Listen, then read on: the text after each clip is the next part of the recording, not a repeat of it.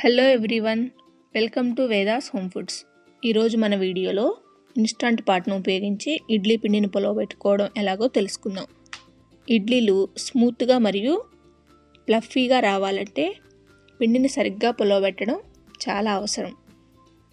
చలికాలంలో లేదా చల్లని ప్రదేశాలలో పిండి పులవబెట్టడం అనేది ఒక పెద్ద సమస్యగా ఉంటుంది. అలాంటి సమయాలలో మనకు ఇన్స్టంట్ పాట్ చాలా బాగా హెల్ప్ అవుతుంది. ఈ ప్రాసెస్ ఎలానో చూద్దాం. దీనికోసం ముందుగా ఇడ్లీ బ్యాటర్ని తయారు చేసుకుందాం. ఇప్పుడు ఒక గిన్నెని తీసుకొని అందులోకి 1 కప్పు మినపప్పును యాడ్ చేసుకోండి.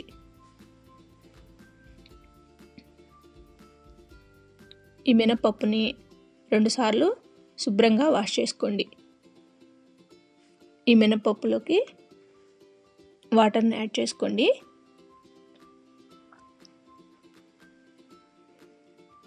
ఈ మినపప్పుని 4 to 6 అవర్స్ పాటు నానబెట్టుకోండి.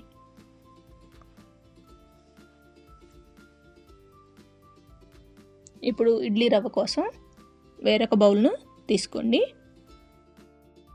ఇప్పుడు మనం ఏ కప్పుతో అయితే మినపప్పును తీసుకున్నామో అదే కప్పుతో 2 కప్పుల ఇడ్లీ రవ్వను తీసుకోండి. ఈ ఇడ్లీ రవ్వలోకి ఇప్పుడు వాటర్ని యాడ్ చేసుకోండి.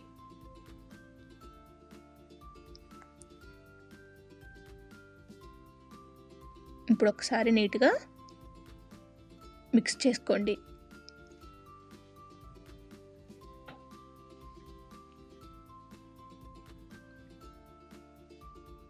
ఇప్పుడు ఈ ఇడ్లీ రవ్వని 4 గంటల పాటు నానబెట్టుకోండి. ఇలా ఇడ్లీ రవ్వని 4 గంటల పాటు నానబెడితేనే మనకి ఇడ్లీలు చక్కగా వస్తాయి.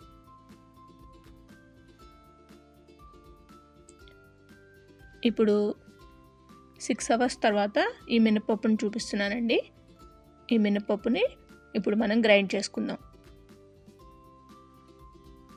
మినపప్పుని గ్రైండర్లోకి ఇలా వేసుకొని కొంచెం వాటర్ని యాడ్ చేసుకోండి. ఇలా యాడ్ చేసుకున్న తర్వాత మెత్తగా గ్రైండ్ చేసుకోండి. ఇప్పుడు నేను 4 గంటల తర్వాత ఇడ్లీ రవ్వని చూపిస్తున్నానండి. ఈ ఇడ్లీ రవ్వని 4 to 5 టైమ్స్ బాగా వాష్ చేసుకోండి. ఇలా వాష్ చేసుకున్న తర్వాత ఇన్స్టంట్ పాట్ బౌల్ని తీసుకొని ఆ బౌల్లోకి ఈ ఇడ్లీ రవ్వలోని వాటర్ మొత్తాన్ని గట్టిగా పిండుకొని ఈ పిండిని ఇన్స్టంట్ బౌల్లోకి వేసుకోండి. ఇలా మొత్తం ఇడ్లీ రవ్వని ఇన్స్టంట్ పాట్లోకి వేసుకోండి.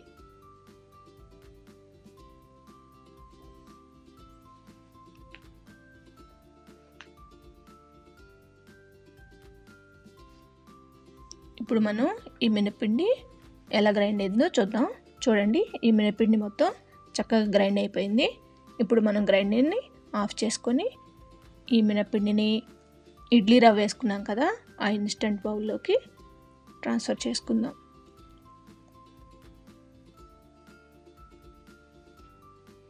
చూడండి, ఇలా మెత్తగా ఈ మినపిండి గ్రైండ్ అవ్వాలి. అప్పుడే మనకి ఇడ్లీలు మెత్తగా వస్తాయి. ఇప్పుడు ఈ మినపిండిని మరియు ఇడ్లీ రవ్వని చక్కగా కలిసేలాగా చేత్తోనే కలుపుకోండి. చూసారు కదా, ఈ విధంగా పూర్తిగా కలిసిపోయేలాగా చేత్తోనే కలపండి. చూడండి, ఈ విధంగా కలుపుకున్నాం కదా. ఇప్పుడు ఈ గిన్నెని ఇన్స్టంట్ పాట్లో పెట్టేసి పిండిని పులవబెట్టుకుందాం. ఇప్పుడు ఈ గిన్నెని ఇన్స్టంట్ పాట్లో పెట్టుకోండి. ఇప్పుడు మూతను కూడా క్లోజ్ చేయండి.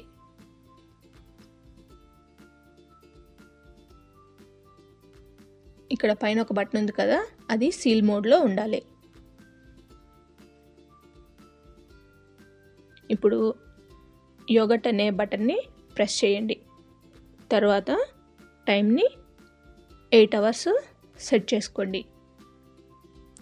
టెంపరేచర్ని మీడియం ఉంచండి. తర్వాత స్టార్ట్ బటన్ని ప్రెస్ చేయండి. చూడండి, మనకి స్క్రీన్ మీద ఆన్ అయినట్లు కనిపిస్తుంది.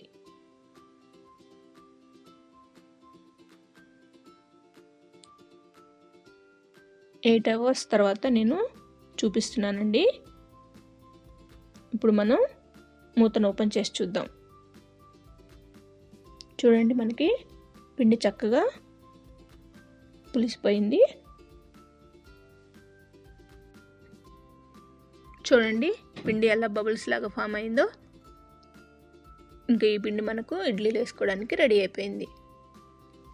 అంతేనండి, ఈ ఇన్స్టంట్ పాట్ను ఉపయోగించుకొని ఈజీగా ఇడ్లీ పిండిని పులియబెట్టుకోవచ్చు. మీకు ఈ వీడియో నచ్చినట్లయితే లైక్ చేసి, షేర్ చేసి, సబ్స్క్రైబ్ చేసుకోండి. థ్యాంక్స్ ఫర్ వాచింగ్ అండి.